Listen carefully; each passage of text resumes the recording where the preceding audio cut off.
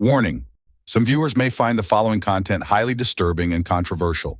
Viewer discretion is advised. There's always a moment where an era must end. And that era must end now. I'm not saying that I whacked off Gary and Darryl, but I will say that they both deserved it for drinking Fireball whiskey and stealing my Lego collection. The cat's out of the bag, and I must go into hiding.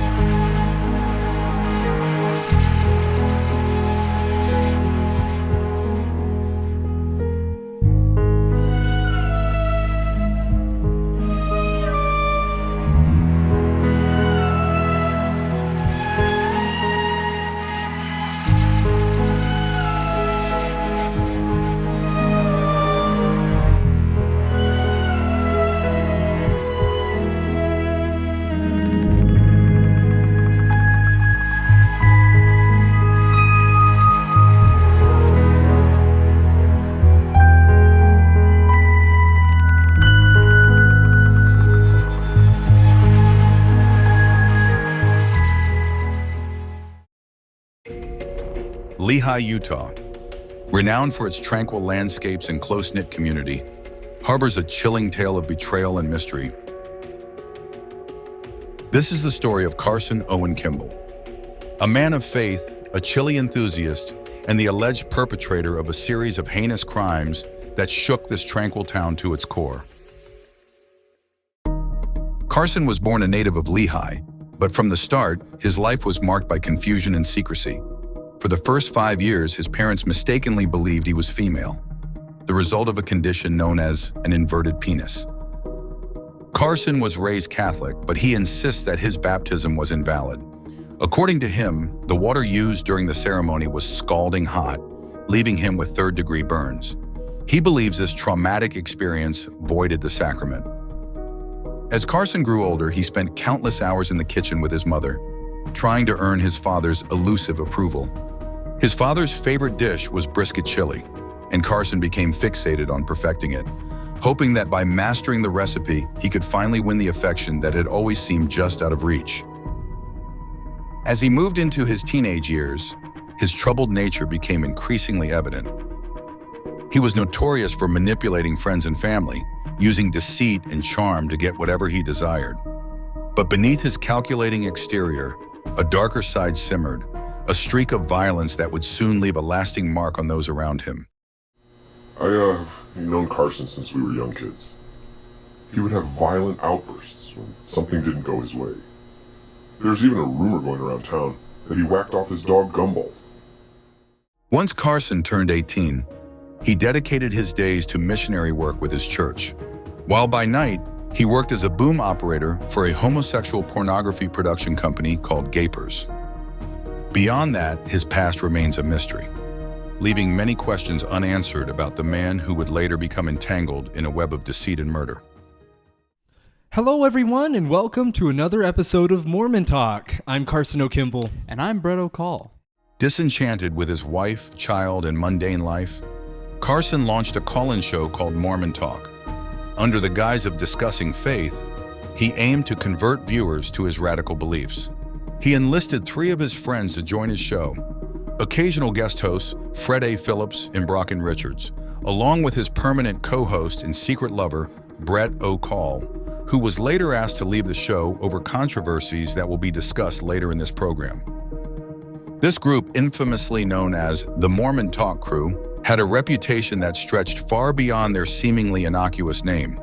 They were a tight-knit assembly with secrets and scandals that would eventually unravel, casting a dark shadow over their carefully curated image.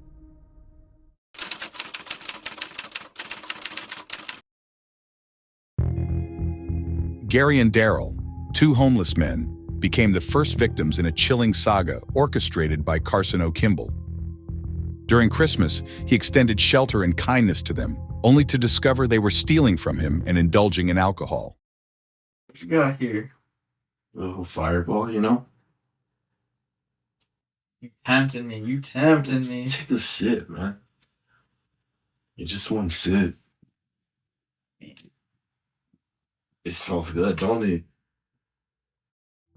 As tensions escalated, Carson's benevolent facade crumbled, revealing a darker truth beneath the surface of his seemingly compassionate gesture. Meanwhile, Carson made a cryptic community post on YouTube, leaving viewers with more questions than answers. Mormon Talk had no knowledge of or intention to display alcoholic liquor, cinnamon-flavored whiskey, in front of our audience. The jigaboo and crackhead have come clean about the incident after reviewing the footage. We unequivocally disavow the consumption of any alcoholic beverage, especially in front of families and individuals seeking wholesome media and gospel-centered discussion. Both Darryl and Gary will face retribution in the afterlife, and in this life as well. They must pay for their evil doings. Darryl stumbled upon Carson's incendiary YouTube post. Seizing the opportunity, he embarked on a calculated mission to provoke Carson, targeting his recent weight gain and a devastating defeat at an out-of-state chili cook-off. You lost the rent money at a chili cook-off down in Casper, Wyoming. That sucks. I've been there. Well, actually, I haven't. But anyway, come hit the side gym with me. Lehigh, Utah. Fossa Fitness. Let's get it. Though unconfirmed, there's speculation that Carson left a disturbing voicemail on Darryl's phone, characterized by ominous heavy breathing. First saved message.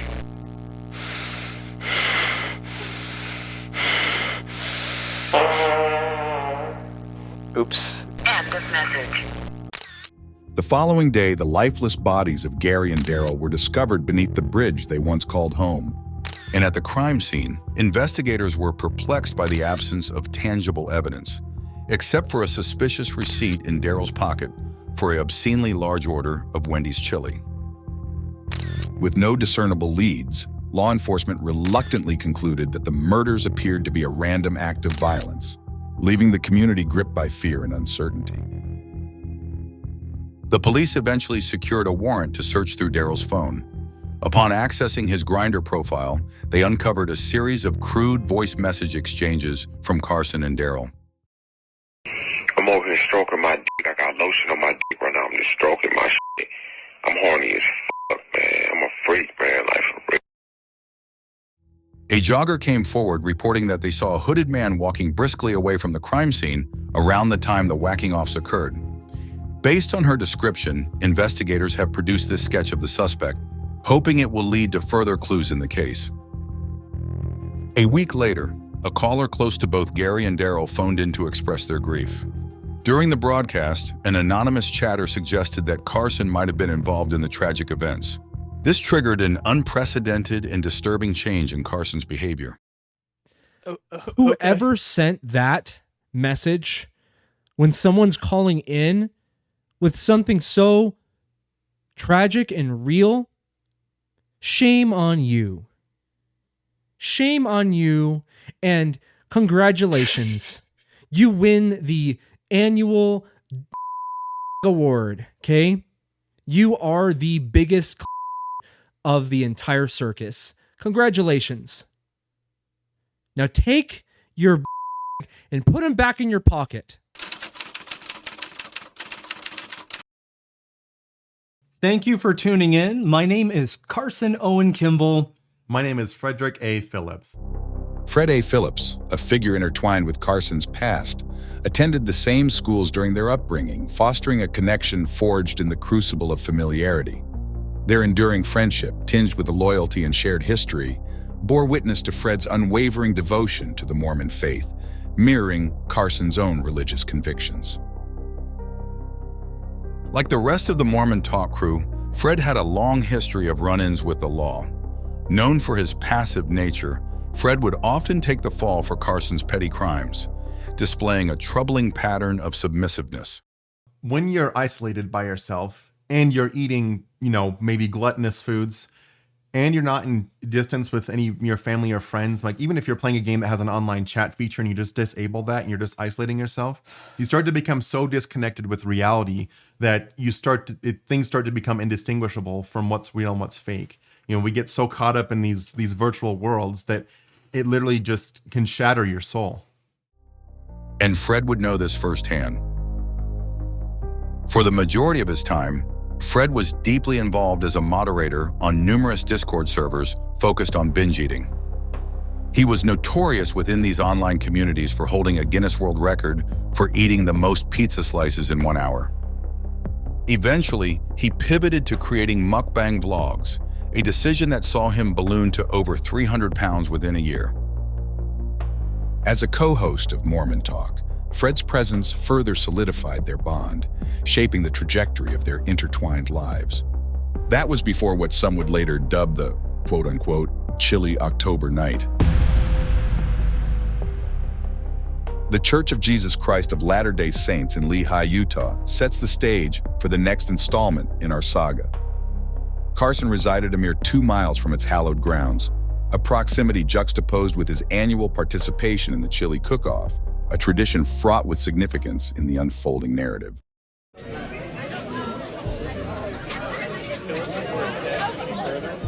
So what do you rate it?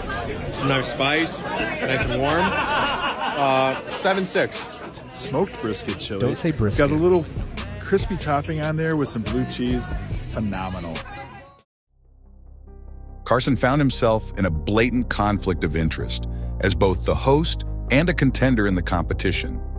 Adding to the controversy, he managed to secure Fred as a judge, despite Fred's loss of taste after a battery-licking accident at the age of 12, rendering him unable to provide fair judgment. As the cherry on top, Carson also incorporated brisket into his chili, a clear violation of the rules. Fans of the show, the majority hailing from Lehi, flooded the call lines after catching wind of rumors circulating in the small town. They requested any evidence to prove that the voting wasn't fraudulent. So do you have any proof of the voting that you can show? We downloaded a spreadsheet that I'm not going to share because my brother calls it metadata, could give information that we don't want to share.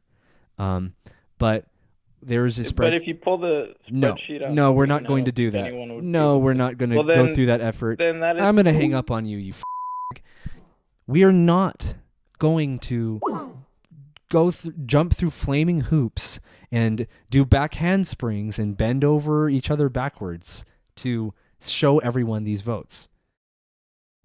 In the following stream, the tension reached a breaking point as fans turned on Carson, accusing him outright of rigging the chili cook-off results. The once loyal audience now questioned everything, pushing Carson into a corner and unraveling the carefully crafted image he had maintained. I won the chili cook-off because I'm good at cooking, okay? Because I have a talent. Unless Fred is, or my wife Scarlett is in this viewership right now, none of you guys were even at the chili cook-off competition. What right does anyone have to say that I didn't win the chili cook-off fair and square? Because I did, okay? And yes, my friend was judging on the panel. Yes, he was. But you know what? That doesn't mean that I cheated. He happens to enjoy the brisket that I made. You've got... A professional polygraph examiner scrutinized the footage and concluded that there were significant indications of deception from Carson. That night, Fred sent Carson a series of frantic text messages, expressing his anxiety about being caught for cheating in the cook-off. We need to talk about the cook-off. Bishop Walter is calling me and asking questions.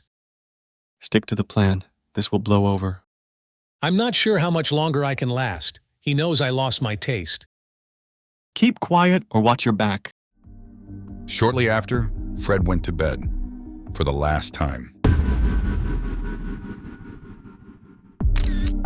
When the police arrived, they found the house ransacked and Fred's body discarded in the forest behind the property.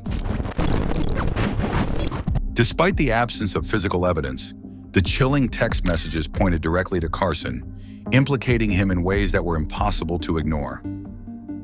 The following day, Carson hosted an episode of Mormon Talk, where he made only a brief statement before saying nothing more about the situation. Fred is dead, okay? Fred is dead. Fred is not alive. The FBI swiftly intervened, creating a task force to watch Carson's every move. They obtained a covert warrant to monitor his internet activity and search his private server, uncovering deeply disturbing findings that intensified their suspicions. Investigators unearthed over 3.2 terabytes of furry porn on Carson's private server. A shocking discovery given that he had authored a book titled Window to His Love, in which he vehemently expressed his disdain for those who dressed in such a manner. Carson has gone into great lengths to prove that he's not a furry and to show you guys, but it's like you don't even care. You just want to, call him a depraved, individual when he's not. If I were a furry, why would I, as an author, write so explicitly against furry culture and basically condemn it in very clear terms? Why would I do that? Further investigation revealed that Carson, despite his public denouncements, regularly attended furry conventions annually, accompanied by his co-host and secret lover, Brett O'Call. In addition to his staggering collection of furry porn, Carson was also in the midst of writing an autobiography titled I Did It, which alluded to his alleged crimes without providing a full confession.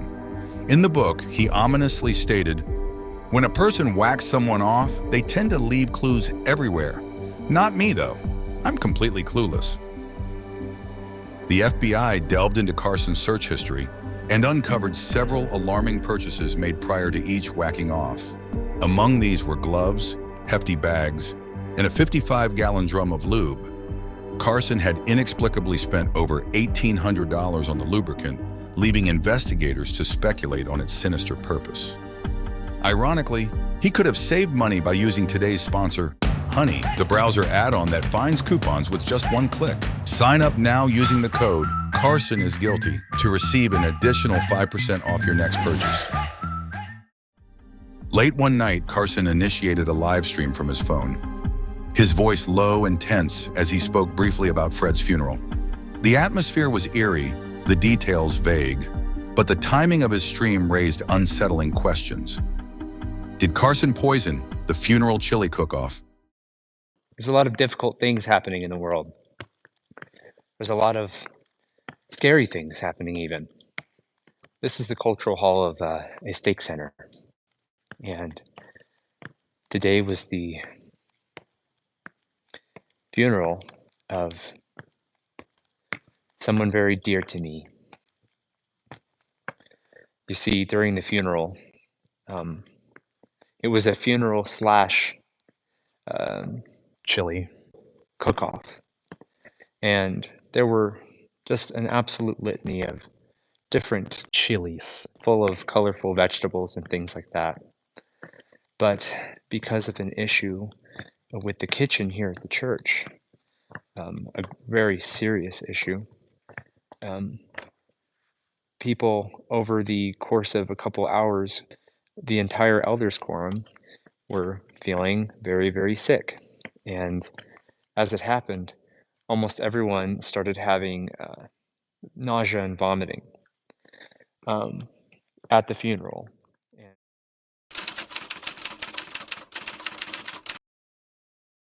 Hi, I'm Brock, 25, from American Fork, Utah. I'm single, returned missionary.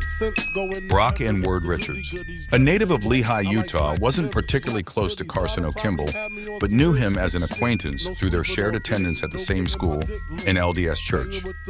Raised by his single mother, Brock's life took a dramatic turn when she threw him out of their home at just 10 years old for having an alarming sexual obsession with the Toy Story character, Bo Peep. Yeah, I actually had a friend that, okay, I'll just go ahead and say, Brock, who watched Toy Story a lot when we were younger, and Brock was attracted to the character Bo Peep, okay, and it became an actual problem. Thrust into a life of vagrancy, he dropped out of elementary school and wandered aimlessly. He eventually joined a gang known as the Mormon Bad Boys, but he was swiftly kicked out once it was revealed that he was a registered sex offender. In a grim twist, Brock was later identified as the individual responsible for sparking a gonorrhea epidemic that ravaged his hometown. He later emerged as a recurring co-host on Mormon Talk, where his controversial presence made him a fan favorite among viewers. Despite occasionally allowing Brock to co-host, Carson frequently disparaged him. Right, I have a friend that has been on the show before that is, frankly, has been homeless recently and on the streets. He later commented on the situation during a call from a fan, stating bluntly that he wasn't willing to help Brock in his time of need. Hey, where's Brock? Well, that's not information that I think Brock would be comfortable with me sharing in front of thousands of people right now. Well, I just want to know if he's all right. No, he's not. Why don't you let him live with you? Because he will eat every single thing in my pantry. The night before being whacked off, Fred penned a letter to Brock, revealing their cheating at the chili cook-off. Carson has completely lost it. I helped him cheat in the chili cook-off, and now people are getting really suspicious. I can't shake the feeling that Carson had something to do with what happened to Darryl and Gary. I fear I might be next. Sensing an opportunity, Brock left a voicemail for Carson, attempting to blackmail him with the damning information. Listen, Carson, I know about the little secret you have with Fred. I want 10,000 Robux. Send me nude photos of Scarlett and the little Lego figurine you have in your collection, or I'm letting everyone know. Normally, we would present the evidence and crime scene photos, but none were available. Brock's death was dismissed as an accidental self-whacking, despite his body being discovered in trash bags in Utah Lake. Given Brock's extensive criminal history, which cost the town millions in taxpayer money and caused widespread havoc, the authorities, along with the local community, chose not to investigate his whacking off further. Consumed by guilt, Carson couldn't keep his conscience quiet for long. During the next Mormon Talk stream, he recounted a chilling nightmare he had about Brock. In the dream, Carson was helpless, unable to save Brock, even though he was the one who had whacked him off. I'll be honest with everyone, I'm having a little bit of a rough and tumble evening. And like I said, I drank NyQuil last night and I didn't sleep. Frankly, I didn't. I could actually, there was fire in the nightmare and I could actually feel the flames licking my skin and at my face. And I remember the screams of animals and the screams of people and banging on the glass and screaming like an orangutan would. And I go up to it and it has my friend Brock and Richard's face. And he's banging over and over again, screaming, and it's glass, and I try to break it, and I can't break it. And I look for an exit, and I knew I had to run. There was nothing I could do. And so I just had to leave, and then I woke up. The nightmare was really scary.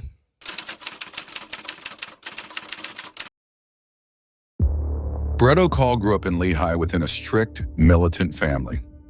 His father was a raging racist and his mother was a helicopter parent with an alcohol abuse problem. Despite his soft, flamboyant nature and early signs of racism and homosexuality, Brett managed to hide his true self from his father. However, when he was caught giving one of his teachers an Indian tug burn, his father sent him to a Scared Straight program, where he seemingly lost his attraction to men. But secretly, he was living a double life I'm gonna lick your ass tonight. as a closeted racist homosexual. During his teenage years, Brett's life spiraled into a series of risky behaviors. He became notorious for his promiscuous encounters with numerous men, an attempt to fill a void that seemed insatiable. Behind closed doors, he grappled with a growing addiction to Mike's Hard Lemonade, a dependency eerily reminiscent of his mother's own struggles with alcohol. There was a period of time in my life where I did not follow the church. And in that time of my life, I spent a lot of time just goofing around. I mean, I would drink Mike's Hard Lemonade, and then I just wouldn't do anything for the entire day. Brett soon found the Mormon faith, where he could easily conceal his homosexuality while being openly embraced for his racist views. For now, Brett's crippling addiction to Mike's Hard Lemonade was quelled. Carson and Brett had always been mere acquaintances, their lives intersecting only occasionally. But when fate paired them together for their missionary work, a bond began to form. Brett and I actually have a little bit of a weird history with wrestling. We, on our missions, one time got in trouble during P-Day. Because we were wrestling in the cultural hall at the church, and we had done it several P-Days in a row. Ever since we became companions, we wrestled every single, every P-Day. Yeah. Every time we got a chance, we'd get right down on the floor with each other and start having at it. It was Carson's passion for wrestling that drew Brett in, creating a connection between the two that would soon lead them down an unexpected and ominous path. For some reason, as soon as I met Carson, it just, I felt this like competitive flame. Sometimes you get me like flaming because I'm just like, you'll get me mad or you'll pin me or something. And then I'll just get like, so like that competitive spirit. And I just want to like take you down, but like, even when I just see you sometimes. See, what I like to do is I have to use a little bit, more of a submissive technique where I'm putting someone into submission. Yeah, but it rarely ever works. Oh, sorry. Brett was a submission artist, skilled in holds that left his opponents with no choice but to surrender. However, Carson was infamous for his arsenal of wrestling moves that could make any man tap out. His signature moves, like the cock blaster, the rear naked Brett, and the missionary hard-on, were notorious in their elder circles, turning wrestling into something more than just a pastime. It was a means of control and dominance.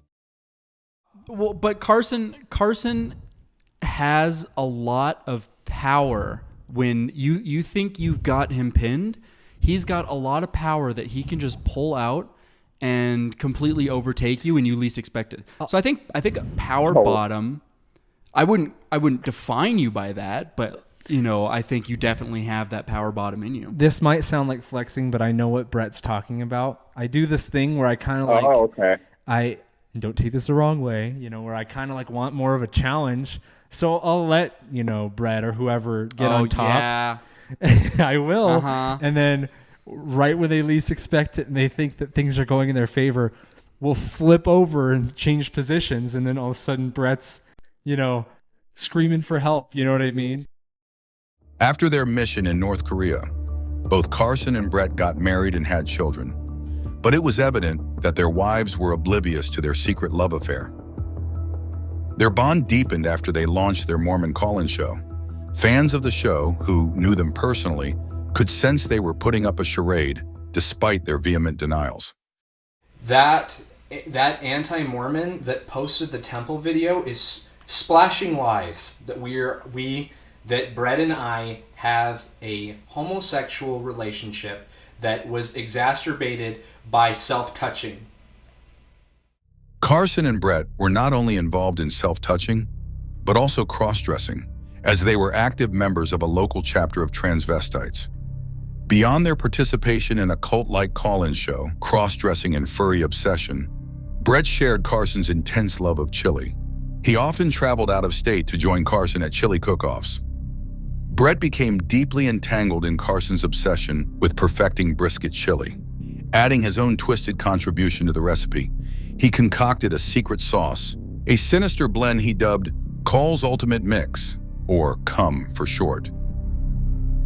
With the call-in show achieving unprecedented success, Carson and Brett were riding high. They expertly concealed their sinister relationship from the public eye, all while dominating chili cook-offs and turning heads at furry conventions with their elaborate costumes. Then disaster struck. One night, while hosting the show alone, Brett appeared on camera in blackface, a move that sparked outrage and was soon labeled by Mormon talk fans as the incident. This is something that has been shunned in the past 10 years. Something that has been so looked down upon. And treated so unfairly. Look at me. Look at me now. This is acceptable. Hey, Carson, this is Steve Jensen from the Deseret News. We saw an episode where Mr. Brett O'Call was wearing blackface. Can you make a comment on that? No, he was wearing a charcoal mask. Carson attempted to salvage their tarnished image. Surprisingly, the only outrage came from outside the show. Most of the veteran fans were disturbingly comfortable with Brett revealing his true colors. The controversy, instead of damaging their reputation, attracted new attention, with many of the newcomers fixated on exposing what they believed to be Carson and Brett's hidden relationship. And the scrutiny began to close in on the duo's carefully concealed secrets. Why do you guys think that we're gay? Why has this unbelievable rumor? I thought it was just going to go away a year and a half ago. I thought it was just going to die out, but it's amplified. My life has been altered by that, okay? Our wives have both, we've had to sit and explain to them over and over again that internet trolls are just saying zanky things just to try and get a rise out of us. And they've been successful. And then our wives have to deal with, why are they saying that you guys are gay? What would they be going off of? Yeah. And I'll tell you the only thing they're going off of. They're going off of Satan. Do you know how hard it is to explain to your wife that you are not gay? She and over? Yeah. She's come to me. She's like, Brett, why do you only talk to Carson on Snapchat? What's that about? I'm like, I don't know. It just, that's how we communicate. There's nothing there. There's nothing. Yeah, and it's just lame because these concerns were never concerns with our wives before Mormon talk. From this point forward, Carson and Brett's relationship began to unravel. Tensions mounted, and after about a year, Brett abruptly left the show. Dear Mormon Talk fans, friends, and strangers, due to unforeseen events, longtime Mormon Talk host Brett O'Call will be stepping down from his role in Mormon Talk. Along with all of the Mormon Talk community, we miss this dear soldier for the Lord already. Hi, this is Richard Fletcher, Channel 8 News in Bismarck, North Dakota. Hey, I'm just covering the story tonight. Just wondering if you could give us a comment on, there's some people out there that have the theory that this isn't a stepping down from Brett, but more of you suspending him. And I'm just wondering if I could get a comment for my news story. My comment is simply this. Brett O'Call made the decision to move on himself. I did not suspend Brett O'Call from the show. Carson offered vague explanations, leaving viewers in the dark about the real reasons behind Brett's sudden departure. But beneath the surface, the cracks in their partnership had deepened, and their once close bond had finally shattered. This is a collect call from inmate Brett O'Call at Lehigh, Utah County Jail. Press 1 to answer.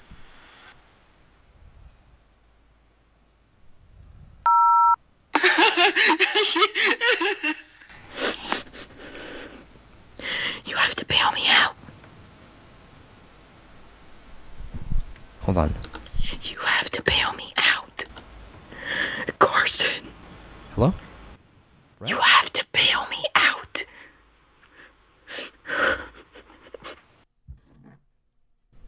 Brett. Hello? I only have like 5 more minutes. Okay. Hey. What happened? How do I bail you out? I got a DUI. I had a mice in my car. According to prison records, Brett was initially arrested for a DUI, but it was revealed he had an outstanding warrant for a hate crime as well.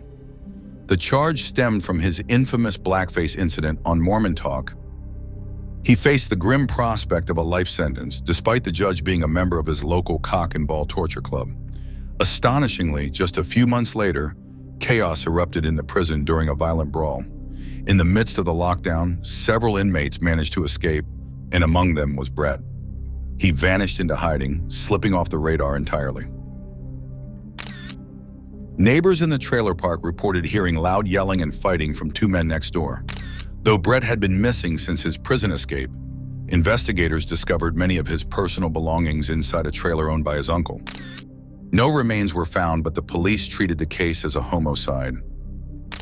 They stated that the sheer amount of bodily fluid present at the scene made it impossible for anyone to have survived, pointing to a violent and deadly encounter.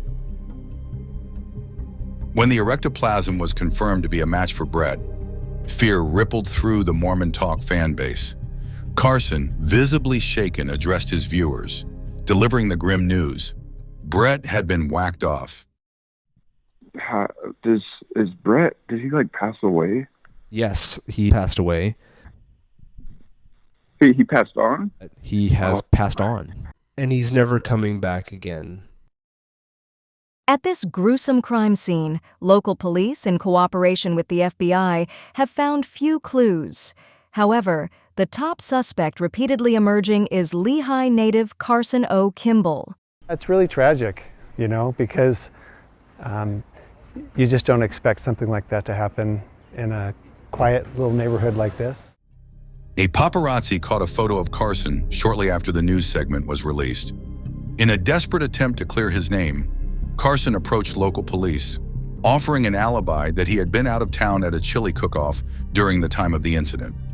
Although the body camera footage captured the tense exchange, it failed to record any audio. For the time being, Carson managed to convince the police that he hadn't been involved in Brett's whacking off, but as the pressure mounted, his behavior grew increasingly erratic. In a desperate attempt to gain sympathy and perhaps strengthen his case, Carson made the bold decision to publicly come clean about his hidden life as a homosexual, believing it might shift the narrative in his favor. I guess there's more controversy going on, and I'm in the middle of this, so let me just dispel this. He says, Carson, will you take a moment to deny being gay on this stream? People have been asking. Okay, first of all, no one's been asking that. Everyone knows that I'm gay. I am attracted to gay or to male bodies. It's on the record now, so if you want to keep annoying others and myself about this, but mostly others because you don't get to me, then please someone clip this where I'm saying I am gay. Me, Carson O. Kimball, I am gay. In a shocking twist, the FBI released a statement revealing that Carson had been added to their most wanted list. The revelation sent shockwaves through the community. As the news spread, Carson vanished without a trace, slipping into hiding and disappearing from the public eye. We are working closely with federal authorities to track down Carson, and every resource is being utilized to bring him into custody. We urge anyone with information to come forward. No detail is too small. Listen, we're going to find this little turd burglar. After months on the run, Carson resurfaced late one night in an undisclosed location. Desperate to clear his name, he concocted a new story, claiming that a crazed fan had been behind it all, meticulously framing him for the crimes. I wanted to go live and to address something. That is not me, and I want to make the record clear. I have a suspicion of who it is, but I'm not entirely certain yet, so I don't want to make any accusations to incriminate someone who might be innocent. I agree law enforcement may need to get involved. Yes, I 100% that is what I'm going to pursue. Is I'm going to call or text or call the police, and I'm going to tell them that someone is impersonating me, someone is stealing my identity, and that they need to be arrested as soon as possible. I hope that you get the help that you need, frankly, because to hold on to an obsession like this for this many years and to want to hurt a community of people, maybe it was out of some sort of a desire for gratification, pride. Maybe that's what it was. Maybe you wanted to know that you got to me and you wanted to take the credit. You wanted the trophy. You didn't get to me. You didn't get to me. Believing the stream had ended, Carson leaned in close to the camera and muttered one final chilling remark. These cum guzzlers will believe anything I say. Late one night, authorities received an anonymous tip suggesting that Carson was still hiding out in the Lehigh area. Acting quickly, a SWAT team surrounded the suspected location. But before they could make their move, Carson bolted. Jumping into his vehicle, he initiated a high-speed pursuit that lasted multiple hours. If you're just tuning in, we're currently over I-15 tracking a high-speed chase. The suspect, identified as Carson O. Kimball, is in a silver Dodge Charger heading southbound. He's wanted by the FBI for multiple killings in the Lehigh area. Carson's weaving through traffic at a dangerous speed, estimated at over 100 miles per hour. We've received several reports of a second man in the vehicle, Caucasian with light brown hair, but we're unsure if this is his partner Brett O'Call or someone else. What we do know is that the second suspect hopped inside of him and started riding him all over the place. I can't believe this. We've lost sight of him. I think Carson got away. Carson managed to evade capture that night and has only been spotted a few times since. Whether Brett was with him remains a mystery, but a few tips have suggested that the two may have started new lives in the remote Brokeback Mountains of Wyoming. If you have any information regarding the whereabouts of Carson or Brett, or any details related to the Lehigh whack-offs, please contact your local authorities immediately.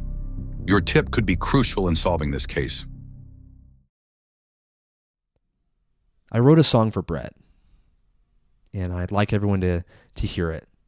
It's brand new. I just wrote it, like, today. But it's very meaningful. Well, I'm going to see if I can do this without getting too misty and teary.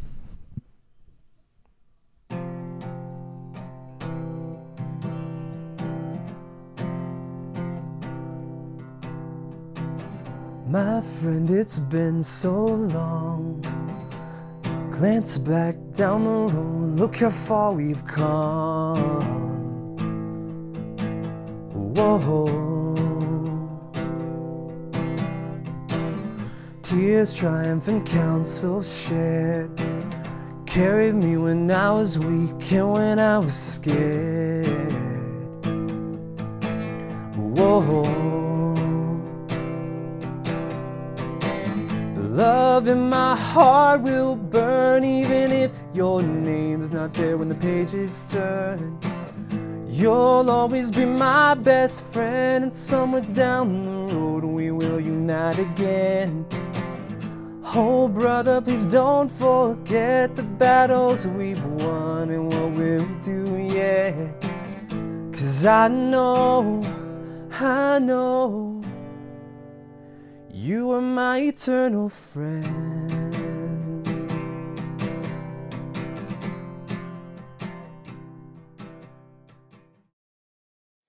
With a little faith and a lot of courage, you can do anything you want. And that's pretty much all I have to say. So, God be with you too. God be with. Fuck. God be. Son of a bitch. I'm gonna kill someone.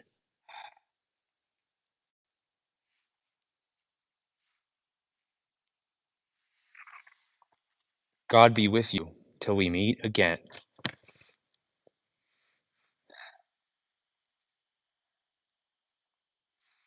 God be with you till we meet again. Dingle juggler bitch ass.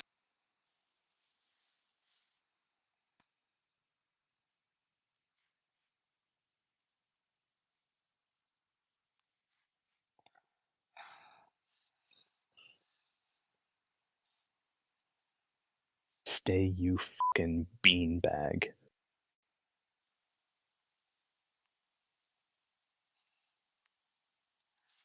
God be with you till we meet again.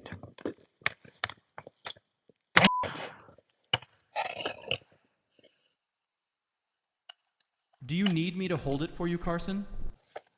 I'm good, Brett.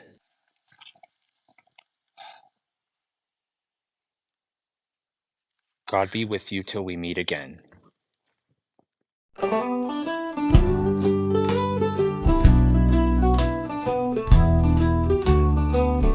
In the sleepy town of Lehigh, the scents start to rise. Carson O, Kimball with the gleam in his eyes. Brisket in the pot, a lifetime of disguise. At the chili cook-off where secrets don't die. Brett O'Call whispers, ain't this a sin? Stirring his own pot, secret love within.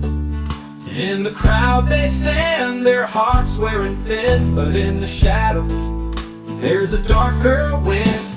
Brisket in the pot, secrets in the air. Behind every ladle there's a dangerous dare. In the Mormon cook-off, where love and death conspire, Carson's cooking more than just chili by the fire.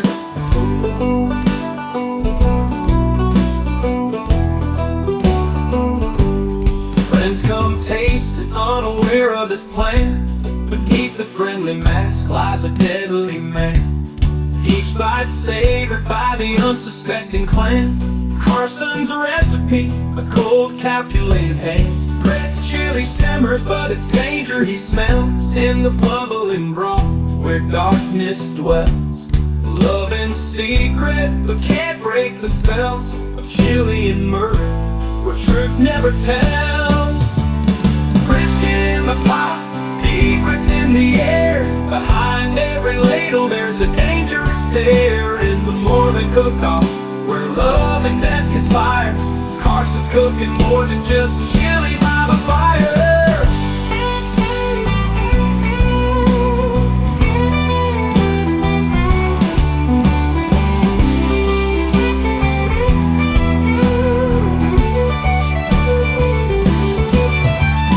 Brisket in the pot, secrets in the air. Behind every ladle there's a dangerous dare. In the Mormon cook-off, where love and death conspire, Carson's cooking more than just chili by the fire.